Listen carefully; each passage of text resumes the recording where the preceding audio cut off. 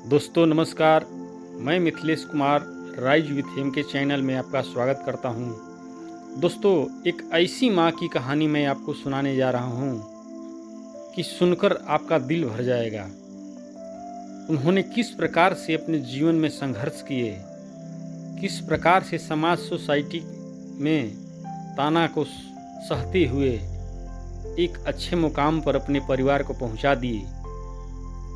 ये कहानी मैं सुनाने जा रहा हूँ। ये कहानी स्टार्ट होने से पहले मैं आपको यही कहूँगा, इस चैनल को लाइक करें, सब्सक्राइब करें तथा अपने दोस्तों के साथ शेयर जरूर करें। चलिए अब मैं शुरू करता हूँ एक प्रेरणादायक कहानी, जिनको सुनकर आपका दिल वाकई बहुत गर्व से भर जाएगा।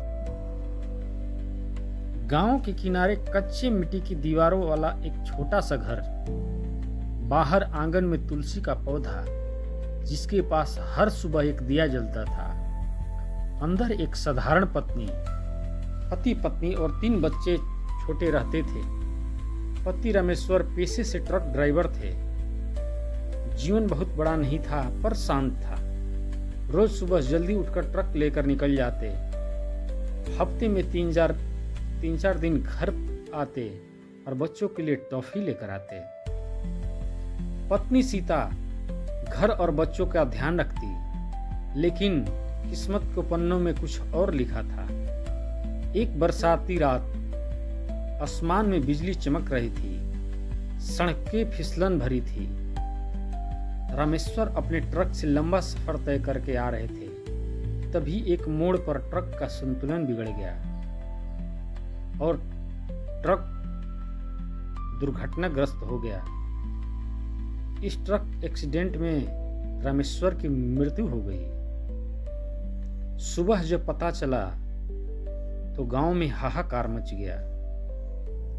यह बात गांव के चौकीदार ने सीता को जब आकर बताई तो सीता का होश हवास सब कुछ उड़ गया। चौकीदार ने बोला, बहन हिम्मत रखना, रामेश्वर अब नहीं रहे। उनके कान सुन हो गए, आंखों के सामने अंधेरा छा गया, शरीर से जैसे जान निकल गई। उस दिन सीता के जीवन का सबसे बड़ा तूफान आ गया था।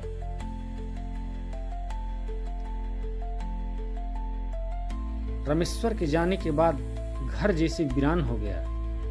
एक तरफ 3 छोटे बच्चे, 2 बेटियां और 1 बेटा, जिनकी उम्र इतनी कम थी कि उनके समझ में ही नहीं आ रहा था कि क्या करूं।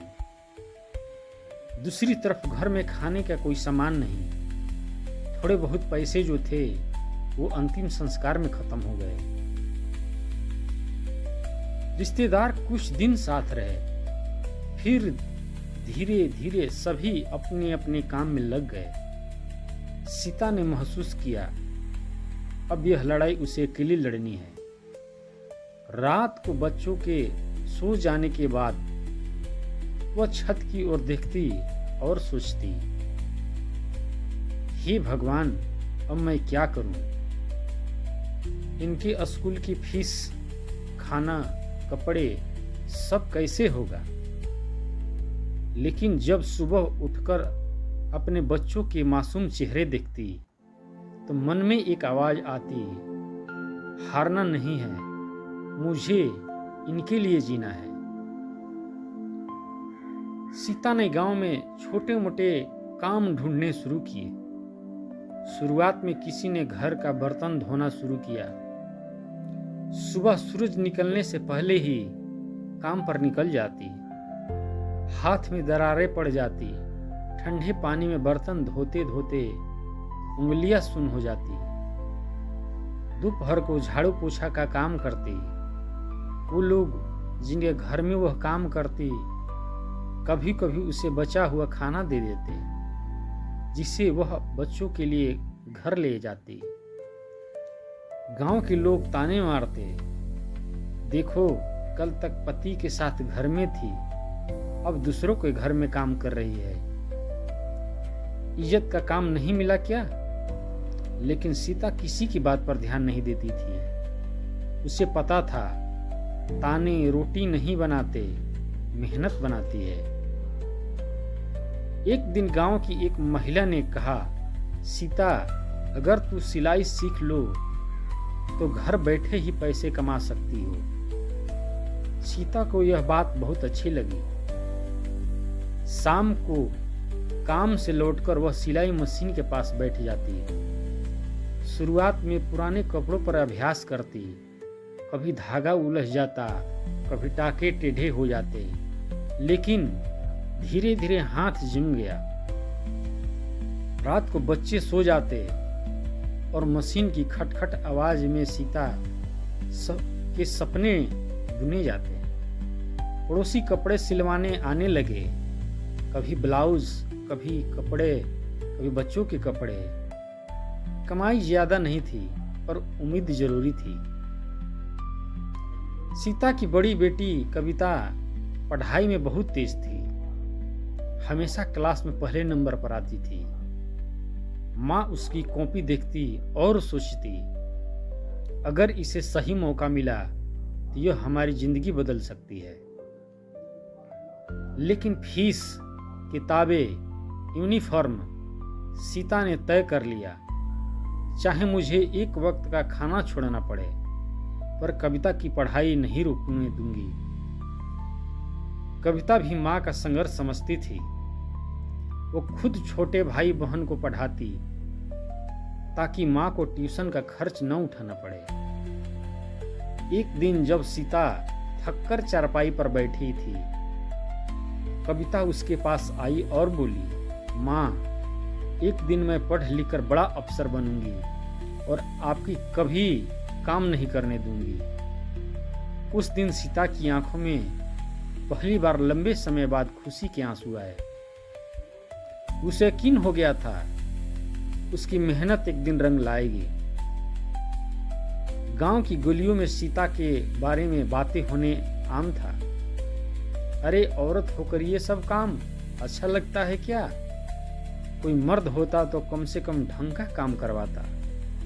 कुछ तो हंसते हुए कहते, पढ़ाई लिखाई छोड़ दे, क्या मिलेगा इसमें? घर संभाल, बच्चों को शादी कर दे। लेकिन सीता हर ताने को चुपचाप सह लेती। उसके कानों में सिर्फ एक आवाज गूंजती, माँ, मैं अफसर बनूंगी। वो ताने उसके लिए चाबुक की तरह थे। जितने पढ़ते उतनी आगे बढ़ने की आग जलती। वो जानती थी गांव की सोच बदलने का एक ही तरीका है, सफल होना। साल बीतते गए और कविता 10वीं क्लास में पहुंची। परीक्षा का समय आया। सीता ने अपनी पूरी ताकत लगा दी। कभी किताब खरीदने के लिए सिलाई का ऑर्डर लिया, कभी स्कूल फीस भरने के लिए रात भर कपड़े सिए। परीक्षा के दिन कविता अपनी माँ के पैर छूकर बोली, माँ, ये इम्तिहान मैं आपके लिए दूंगी। नतीजे वाले दिन पूरी गांव के लिए खबर थी। कविता ने जिले में पहला स्थान प्राप्त किया। मेडल, प्रमाण पत्र और अखबारों में फोटो। सीता के घर में सालों बाद मिठाई बटी। गांव में वही लोग जो ताने मारते थे, वह कहते, सीता, तेरी बेटी तो कमाल कर दी। 10वीं के बाद कविता ने विज्ञान विषय लिया और आगे पढ़ाई शुरू की। अब सपने बड़े हो चुके थे। कविता आईएएस या एसडीएम बनना चाहती थी। माँ ने फिर से खुद से वादा किया, मैं इसे किसी भी हाल में पढ़ाऊंगी, चाहे इसके लिए मुझे अपनी जान क्यों न लगानी पड़े।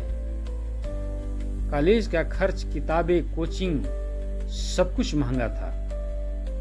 सीता दिन रात काम करती। सुबह बर्तन झाड़ू, दोपहर सिलाई, रात को कपड़ों की मरम्मत। कभी कभी भूखी भी सो जाती, पर बेटी के हाथ में किताब हमेशा रहती। कविता ने स्नातक की पढ़ाई पूरी की और सरकारी नौकरी की तैयारी शुरू कर दी। अब दिन रात किताबें, नोट्स और मॉक टेस्ट। गांव के कुछ लोग फिर कहने लगे, लड़की होकर अफसर, ये शहर वालों का काम है। गांव की लड़कियां कहाँ अफसर बनती है। लेकिन सीता ने अपनी बेटी को सिर्फ एक बात कही, लोग क्या कहते हैं यह मत सुन, बस इतना कर कि कल वही लोग ताली बजाएं। यह वाक्य कविता के लिए मंत्र बन गया। आखिरकार पहला मौका आया, सरकारी सेवा आयोग की परीक्षा। फॉर्म भरा, एडमिट कार्ड आया और परीक्षा का दिन भी। सीता ने सुबह बेटी की लिए मीठा दलिया बनाया और आशीर्वाद दिया, आज जीतकर आना बेटी। परीक्षा कठिन थी, लेकिन कविता का आत्मविश्वास उससे भी बड़ा था। कुछ महीनों बाद रिजल्ट आया और नतीजे देखकर सीता की आंखें भर आई। कविता ने पहले ही प्रयास में एसडीएम की परीक्षा पास कर ली थी। गांव में जैसे त्योहार आ गया, ढोल नगाड़े मिठाइयाँ और चारों तरफ से बधाइयाँ आने लगी। वही लोग जो पहले कहते थे ये सब बेकार है, अब कहने लगे सीता तूने कमाल कर दिया। एसडीएम बनने की खबर पूरे जिले में फैल गई। मीडिया वाले गांव पहुंचे, कैमरे और माइक लेकर। पत्रकारों ने सीता से पूछा, आपने इतने संघर्ष में कैसे किया। सीता की आंखें नम हो गई। मैंने सिर्फ इतना किया, हार नहीं मानी, बाकी सब मेरी बेटी की मेहनत है। अगले दिन अखबार में बड़ी हेडलाइन छपी, एक मां का संघर्ष जिसने 3 बच्चों को भविष्य बदल दी। गांव की पंचायत भवन में सम्मान समारोह हुआ। मंच पर फूलों की माला, तालियों की गिड़गिड़ाहट और सामने बैठी सीता, जिसे कभी ताने मिलते थे, अब सब उसके सामने झुककर आदर कर रहे थे। कविता की सफलता ने छोटे भाई बहन में एक नई आग भर दी। छोटी बहन प्रीति और भाई आदित्य ने ठान लिया कि वे भी अधिकारी बनेंगे।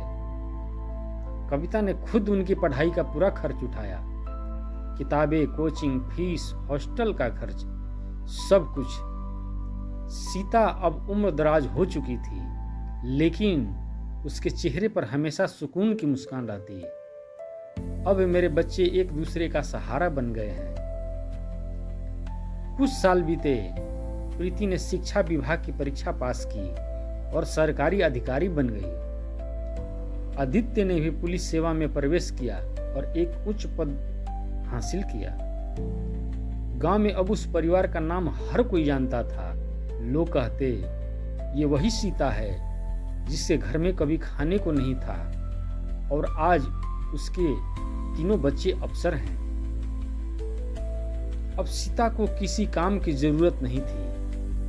3 बच्चे उसे अपने साथ रखते, उसकी देखभाल करते। अक्सर शाम को बरामदे में बैठकर सीता सोचती, मैंने सही किया कि हार नहीं मानी। अगर उस दिन हिम्मत छोड़ देती तो शायद ये सब कभी संभव नहीं हो पाता। कभी वो बच्चे को गोद में बैठाकर कहानियां सुनाती, कभी अपने पुराने संघर्ष के किस्से। उसकी आंखों में अब डर नहीं, सिर्फ गर्व और अपनापन था। कहानी यही खत्म नहीं होती। यह हर उस इंसान की कहानी है जो मुश्किल हालत में फंसकर हार मान लेता है। सीता की जिंदगी हमें सिखाती है, हालात कितने भी बुरे हों, अगर हौसला है तो रास्ता जरूर निकलता है। ताने सिर्फ आवाज हैं, उन्हें अपना लक्ष्य के लिए ईंधन बनाओ। गरीबी, अकेलापन या मुश्किलें कुछ भी आपकी मेहनत से बड़ी नहीं होती। अगर एक माँ अपने बच्चों को बिना किसी सहारे सिर्फ मेहनत और हौसलों के दम पर अफसर बना सकती है, तो सोचो तुम अपने सपनों के लिए क्या कर सकते हो।